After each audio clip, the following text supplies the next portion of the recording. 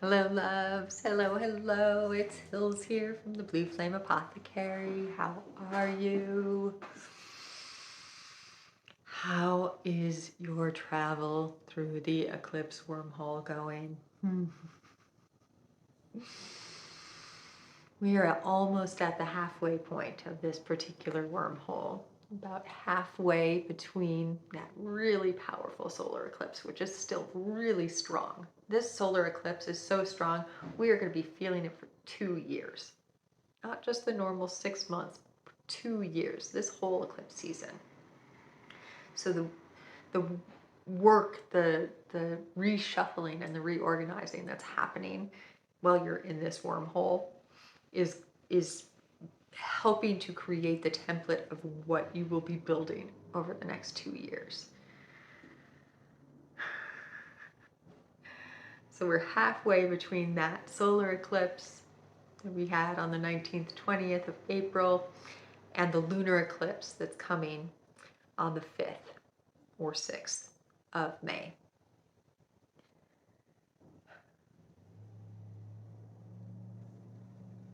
Part of the energy of this moment, of this part of the cycle,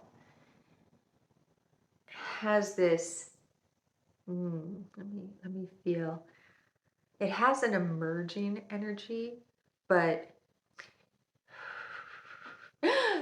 kind of like the washing machine, right? When you're getting ready for that, you have the first spin and then another rinse cycle and then a second spin.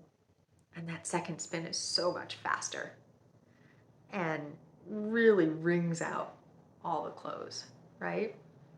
This is kind of what this energy right now is feeling like to me. We've maybe started to come into that second rinse cycle. The first spin that was pretty dizzying has slowed down. We're all catching our collective breath as the water pours over us, rinsing our beings, clearing away everything that was rattled loose in that first spin. And then the big one comes. And we get really, really spun around. And part of this spinning around is what I'm here to talk about today, it feels like. So that first spin cycle, the solar eclipse, followed 2 days later by Mercury moving retrograde. Now we have on May 1st, Pluto about to shift retrograde. Pluto just last month, it's still April, just back in March, finally shifted into Aquarius. Has been dancing around that 0 to 1 degree of Aquarius and is currently at the 1st degree of Aquarius. And slowly is starting to come to a still point, come to a stillness. And this is kind of that rinse cycle, right? Everything's slowed down. Everything's slowed down. All of the water element is rolling through.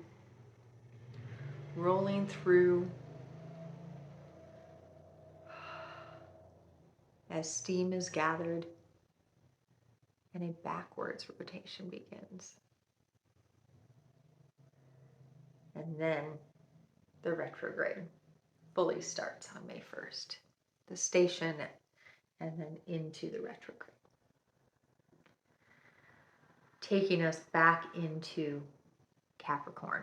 I think by July is when it's going to go back into Capricorn officially, and it's going to stay retrograde. I think through most of the rest of this year. I think it might be around October that it's going to turn around again. But like I said in the last video in the Cosmic Light Drops that I wrote last week, the Mercury retrograde was the 1st, beginning, we began eclipse season with beginning retrograde season. And it's this Pluto retrograde energy that I'm going to invite us to play with today in this update. Pluto in Aquarius is opening us up to greater accessibility to shadow work. Aquarius is the higher mind, the higher self energy. Pluto is the underworld, bringing us into connection with our depths, with our secrets. It's that energy of the hidden, Hades, the power structures. And one of the ways that it's really feeling for me in this moment is for us individually, it's giving us access to where we've given our power away, how we've done it, and why we've done it, so that we can witness that from the capacity of our higher self, bring in a conversation between our human self and our divine self so that we can come into a state of unification and empowerment with that. So, that's what Pluto in Aquarius feels like to me. What does Pluto retrograding through Aquarius feel like then, you might ask? Coming back into Capricorn, into that final degree of Capricorn. Like that rinse cycle. We are allowing all that was picked up through those conversations to sink way deep into those places that we buried so deep that we didn't even know they were there, to help us break down these old patterns and structures even more. Now, collectively, there's a lot of talk about this particular retrograde. The energy of May in general is really going to put under a magnifying glass all of the falling away, all of the broken structures of the world that we've created around us. And yes, absolutely. But for me, the more important aspect of this feels like the gift that it can be for us individually. Let the broken systems fall away while you take that beautiful magnifying glass, that beautiful microscope into your inner workings, allowing this conversation. Carl Jung often would talk about not banishing the ego, but allowing a conversation between the capital S self and the little s self to facilitate growth. And this is part of what this Pluto retrograde, while we're in this eclipse wormhole, feels like. It's helping us to So we had Dorothy in the tornado come in. We had Dorothy with the tornado come into the last update and into the cosmic light drops, right?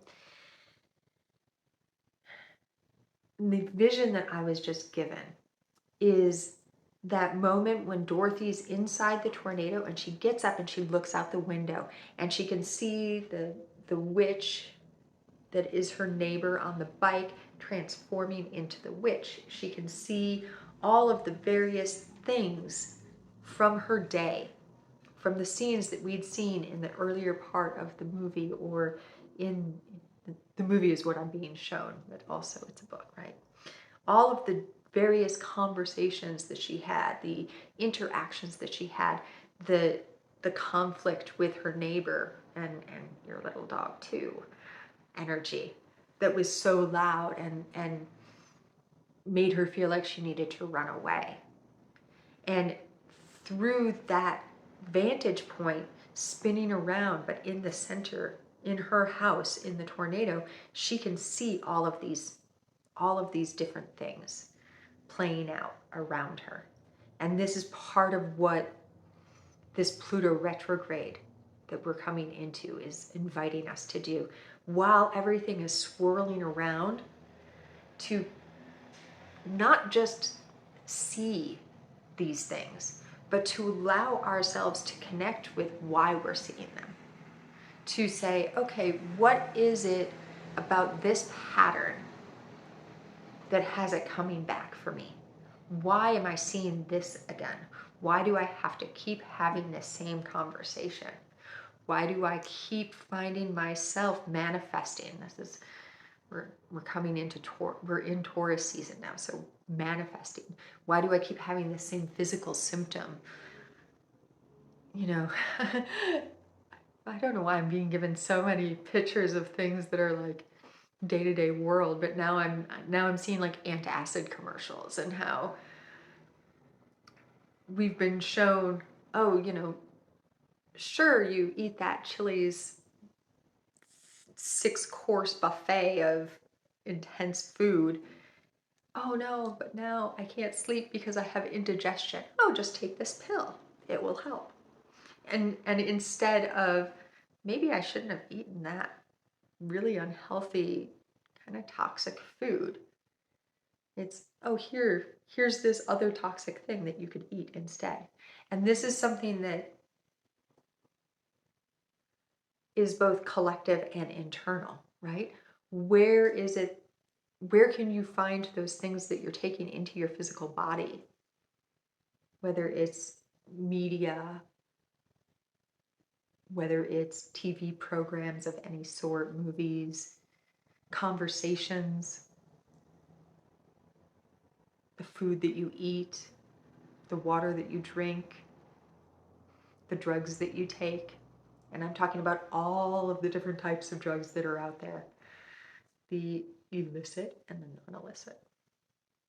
All of these different things, part of the energy of Pluto retrograding back into Capricorn, beginning while we're in Taurus, could be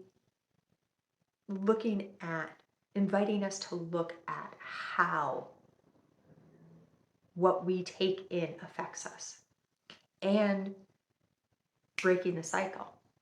If Taco Tuesday has you unable to sleep Tuesday night and feeling like crap Wednesday morning, needing Alka-Seltzer, maybe try and switch the tacos that you're eating on Tuesday, or maybe give up Taco Tuesday. Try and break these patterns that are not actually feeding you in a healthy way.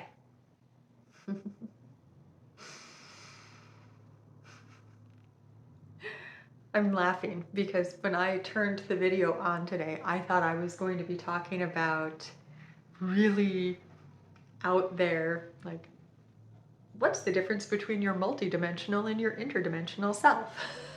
And here I am talking about Alka-Seltzer and Taco Tuesday. Ah, Spirit, you're so funny. You're so funny. Let's feel that for a minute, though. That giggle came in for a reason, right?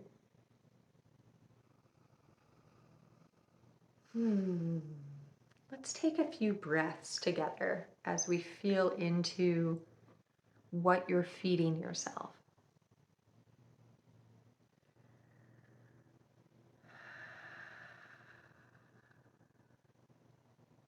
Yeah.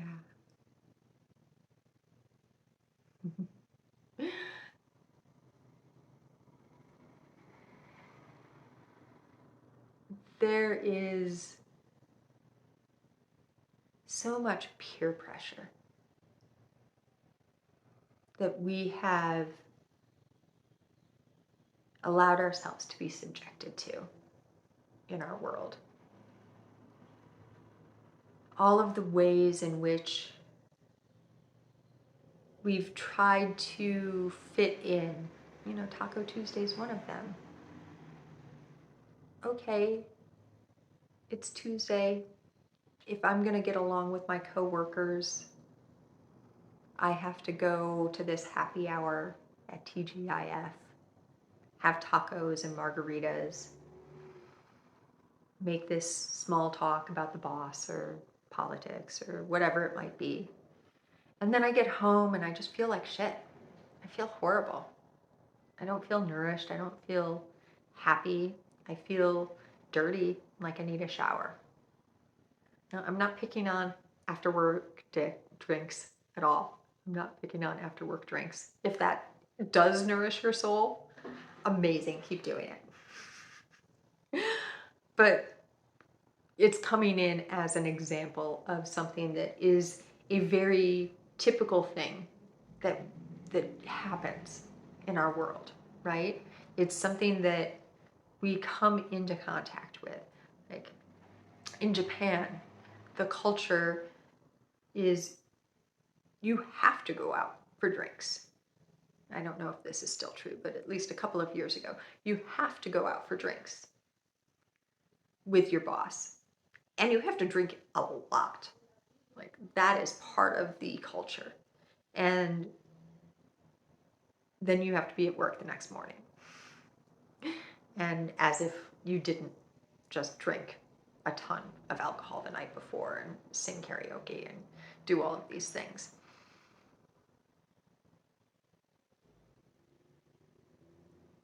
It doesn't make everyone happier. It's the illusion of cutting loose, of getting to like be yourself amongst your coworkers when actually you're still sitting within a structure that is very confined.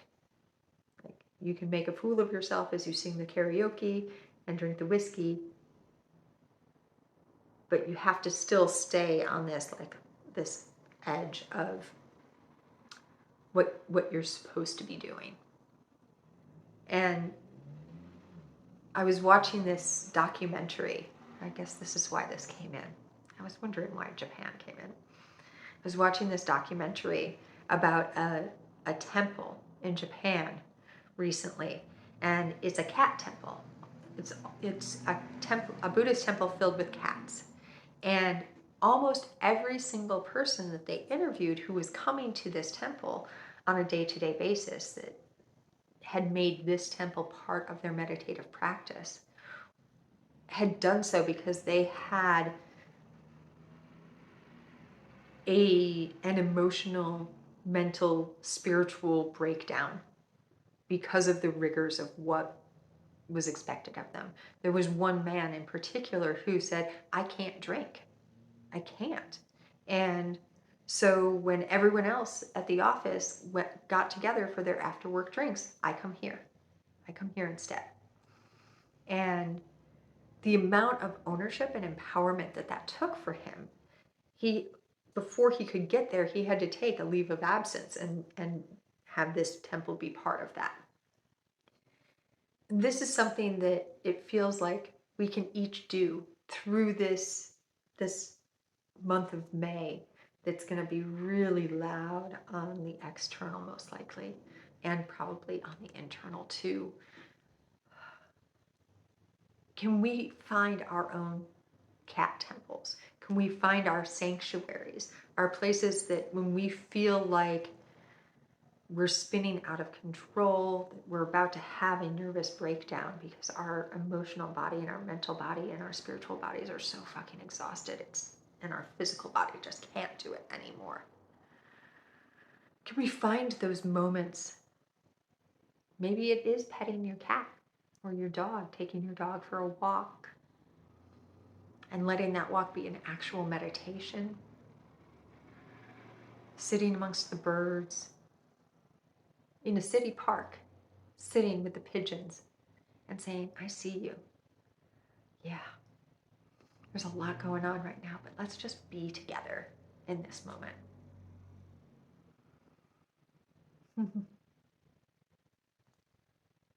I say that and my whole system goes, yes, let's just be together in this moment.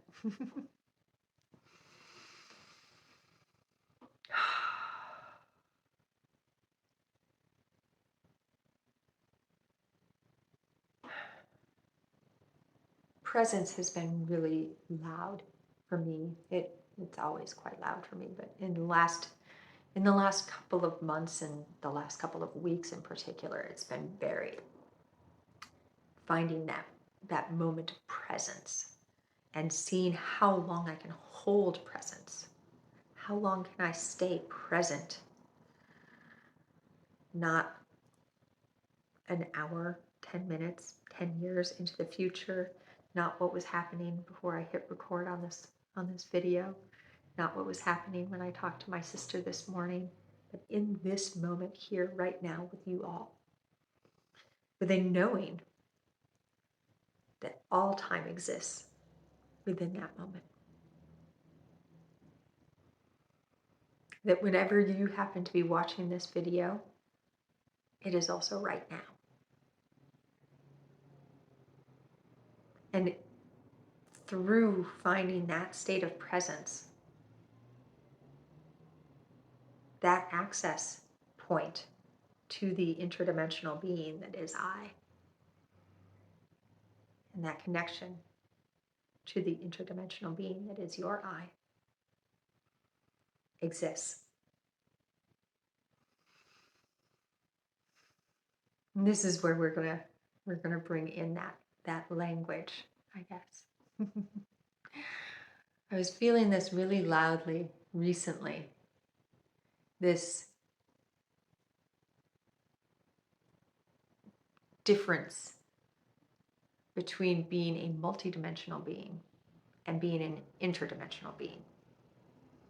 And how much of our language talks about Earth coming up into a fifth dimensional, like anchoring into the fifth dimension, and that we as beings on the planet are also anchoring our fifth dimensional beingness. And I was asking, what does this mean? What does this mean for our physical state and how we move through the world? Because if we are coming into our fifth dimensional state of beingness, that means that we're also coming into connection with that aspect of us that lives beyond time, lives outside of time, because time is the fourth dimension. And the cosmic download that I received was about our interdimensionality, and that we're not so much leaving behind our mattered beingness, but that we are thinning the shell between our third dimensional beingness and our fifth dimensional beingness. We're finding the permeability through time. And that as we talk about accessing more of our multidimensional beingness, more of our seventh dimensional beingness, and our 10th dimensional beingness, and our 12th dimensional beingness, we're not talking about living in the seventh dimension while we're on this planet. We're talking about having an interdimensional link to that aspect of our being, so that we can connect into that part of the cosmic consciousness.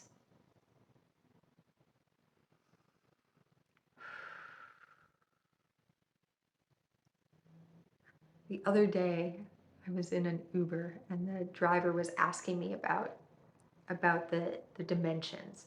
And I was feeling into how I really dislike using higher and lower when I talk about dimensions. And I was shown nesting dolls. And so I invite you to play around with this if it feels all right. To play around with each dimension contains within it all of the other dimensions. And as we come into smaller and smaller little nesting dolls. Little, and we come into that zero. You go into the zero and you expand out into the all again.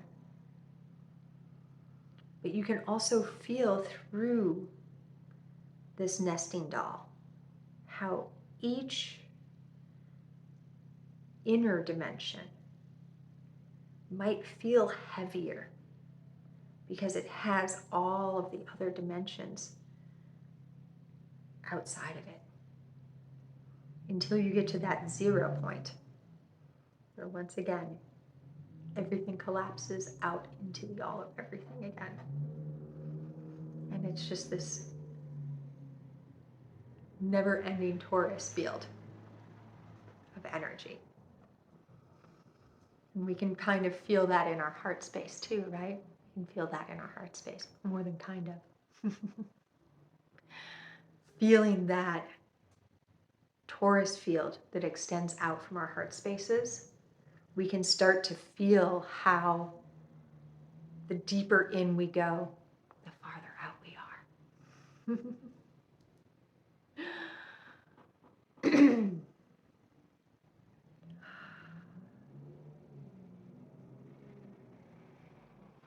Let me feel the soul path exploration journeys are available. You can come over to my website if they call. It's really, really beautiful to get to stand torch aloft, helping you see all of the paths. It's such a gift to get to facilitate these journeys, to hold this space for you. If you're called to them, we dive into your Akashic records, go into your natal chart. A lot of it, though, is really going into what is your soul group? What is your lineage? What is it that you templated? What is the blueprint that you came here with, so that you can start to more consciously walk your soul path? And I hold a space and I hold a torch, helping to enhance the flame of your torch so that you can see all of the pathways that you set out for yourself in your life planning session. And we do oftentimes during the Akashic records readings, we'll go into the life planning session itself. Yeah, if it calls, there will be a link below for my website. You can request a consult and we'll start building the map. You feel